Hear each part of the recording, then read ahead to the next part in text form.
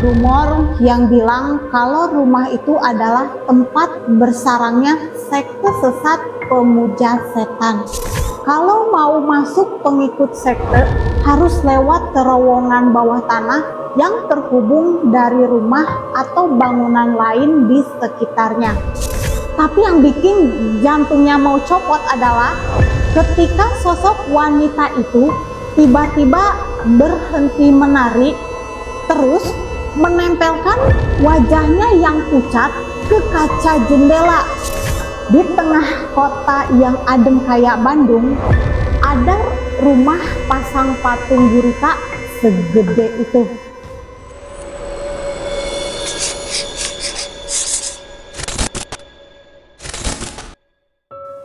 Assalamualaikum warahmatullahi wabarakatuh. Kembali lagi di channel Misteri Catatan Si Manis. Untuk yang sedang menonton, jangan lupa subscribe dan di like juga videonya ya. Dan aku doakan rezeki kalian lancar. Amin. Pernah nggak sih kalian ngerasa lagi jalan di sebuah gang sempit yang padat? Suasananya tenang, tapi rasanya kayak ada sepasang mata raksasa yang lagi ngeliatin kalian dari atas. Kalau kalian main ke daerah Sukajadi di Bandung, perasaan itu nyata. Di sana, kalau kita iseng nengok ke atas langit di sela-sela atap rumah warga, kalian bakal nemu satu pemandangan yang jujur, di luar nalar. Ada seekor gurita raksasa, warnanya hitam pekat, nangkring di atas atap sebuah rumah mewah. Gila kan? Di tengah kota yang adem kayak Bandung, ada rumah pasang patung gurita segede itu. Nah, gara-gara bangunan aneh ini, sekitar tahun 2000-an awal, muncul satu rumor yang luar biasa gelap.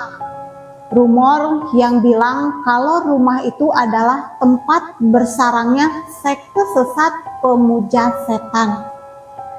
Malam ini kita bakal flashback dikit ngebayangin gimana mencekamnya rumor itu dulu. Sekaligus dengerin cerita-cerita langsung dari warga yang hidup bertetanggaan sama si gurita itu.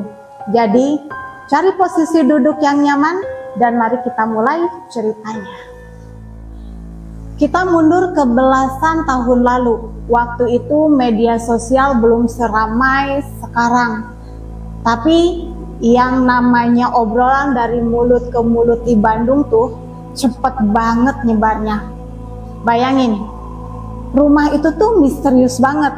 Pagarnya tinggi menjulang, jendelanya selalu ditutup gorden tebal warna gelap. Gak pernah ada yang tahu siapa yang tinggal di dalam. Tapi yang bikin warga mulai curiga ya patung gurita hitam itu. Ditambah lagi di gerbang depannya ada nomor rumah yang bikin merinding, 666. Kalian yang suka cerita misteri pasti tahu angka itu. Angka yang sering dikaitkan sama simbol iblis atau Lucifer. Dari sinilah imajinasi liar orang-orang muncul liar ke mana-mana. Muncul cerita kalau rumah itu nggak punya pintu masuk di depan. Katanya kalau mau masuk pengikut sekte harus lewat terowongan bawah tanah yang terhubung dari rumah atau bangunan lain di sekitarnya. Katanya lagi, setiap malam-malam tertentu, biasanya di malam Jumat Kliwon, bakal ada iring-iringan mobil mewah yang datang. Kaca mobilnya hitam pekat, gak kelihatan sama sekali siapa di dalamnya. Orang-orang yang turun kabarnya pakai jubah hitam longgar, mukanya ketutup, dan mereka jalan cepat menuju ke rumah tersebut.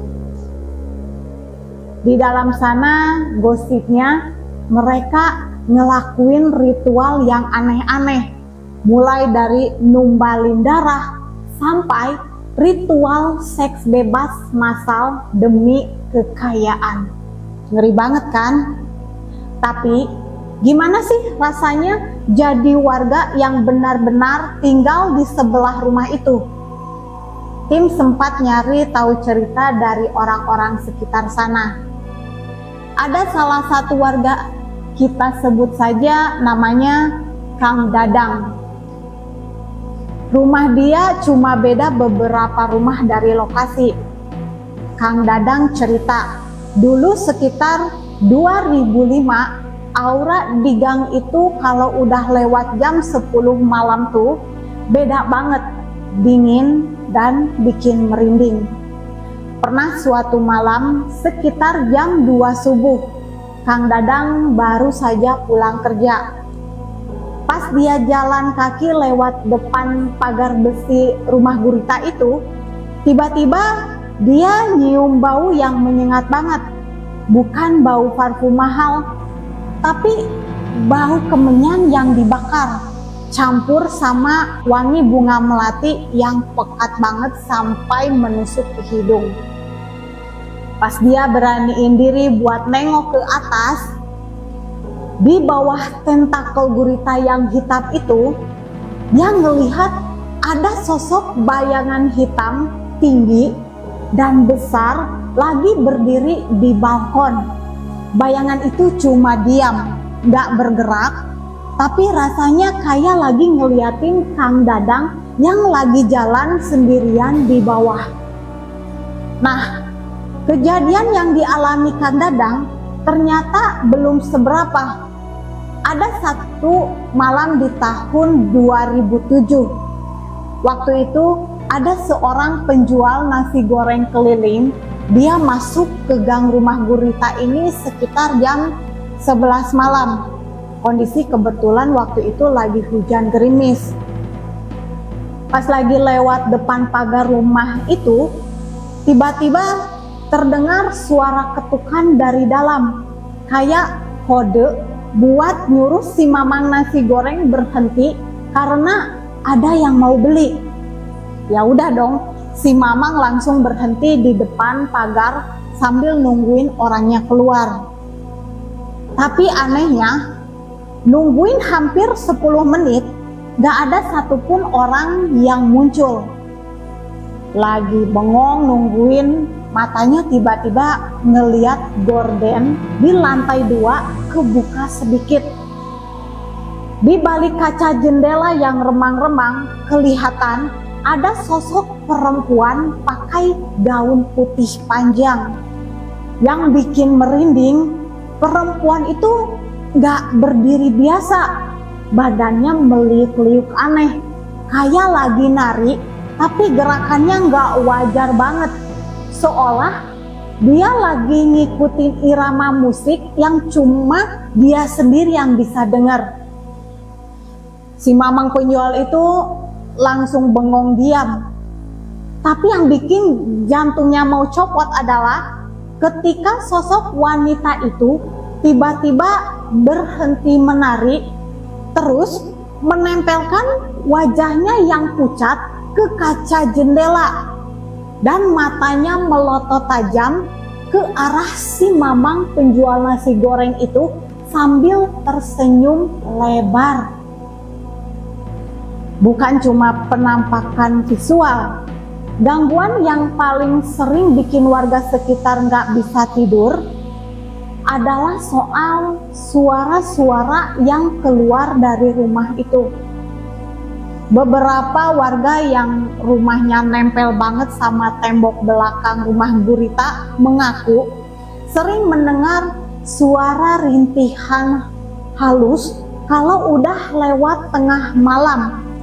Suaranya tuh kayak perpaduan antara suara orang yang lagi kesakitan tapi diselingin sama gumaman doa atau mantra dalam bahasa yang gak dikenal. Nada suaranya datar, monoton, dan berulang-ulang, mirip kayak orang yang lagi dalam kondisi kesurupan massal. Ada lagi cerita dari seorang ibu yang punya warung kelontongan di dekat sana. Dia cerita kalau di siang hari rumah itu kayak rumah mati. Gak ada suara orang ngobrol, gak ada pembantu yang keluar untuk beli sayur. Tapi anehnya halaman rumahnya itu selalu bersih. Yang paling bikin dia takut adalah kalau malam-malam tertentu terdengar suara gemuruh dari dalam gurita itu. Tidak lama pagar besi yang besar itu bisa kebuka sendiri secara otomatis tanpa ada orang yang ngejorokin. Terus pagarnya menutup lagi dengan cepat. Habis itu hening lagi. Suasana mencekam kayak gini yang bertahun-tahun harus dihadapi warga sekitarnya. Tapi yang namanya misteri pasti punya akhir. Dan akhir dari cerita rumah gurita ini jujur bakal bikin kita semua menghela nafas atau mungkin malah garuk-garuk kepala.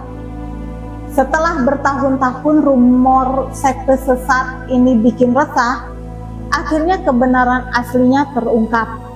Rumah ini milik seorang pengusaha dan pencinta seni, namanya Frans Halimawan. Terus, kenapa ada gurita raksasa di atapnya? Ternyata, patung gurita di bagian dalamnya adalah toren alias bak penampungan air bersih. Karena si pemilik rumah ini berjiwa seni tinggi, dia ngerasa toren air yang berbentuk tabung orange biasa itu kelihatan seperti ngebosenin. Makanya dia bayar seniman untuk ngebentuk toren itu jadi patung gurita raksasa. Soal nomor 666 itu murni kebetulan dari urutan penomoran lingkungan di saat rumah itu baru berbentuk, baru dibangun lah ya. Dan kenapa rumahnya selalu sepi? Ya karena pemiliknya emang orang yang sangat menjaga privasi, dibilang introvert lah ya. Dan beliau lebih sering tinggal di luar kota buat urusan bisnis. Rumah itu cuma dijadikan tempat buat nyimpen barang-barang koleksi seninya saja. Jadi kesimpulannya adalah misteri sekte sesat di rumah gurita Sukajadi ini adalah contoh nyata gimana sebuah kesalahpahaman ditambah desain bangunan yang kelewat kreatif dan punya selera unik banget bisa berubah jadi legenda urban yang menakutkan karena imajinasi kita sendiri.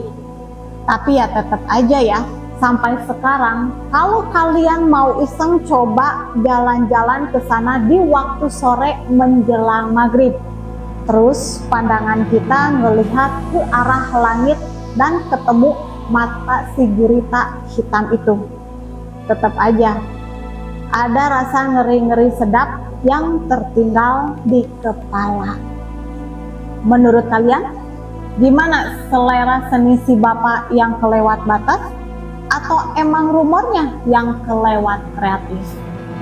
Yuk, tulis pendapat kalian di kolom komentar. Terima kasih sudah nonton video ini sampai selesai. Sekarang aku pamit undur diri. Sampai ketemu di cerita misteri selanjutnya. Wassalamualaikum warahmatullahi wabarakatuh.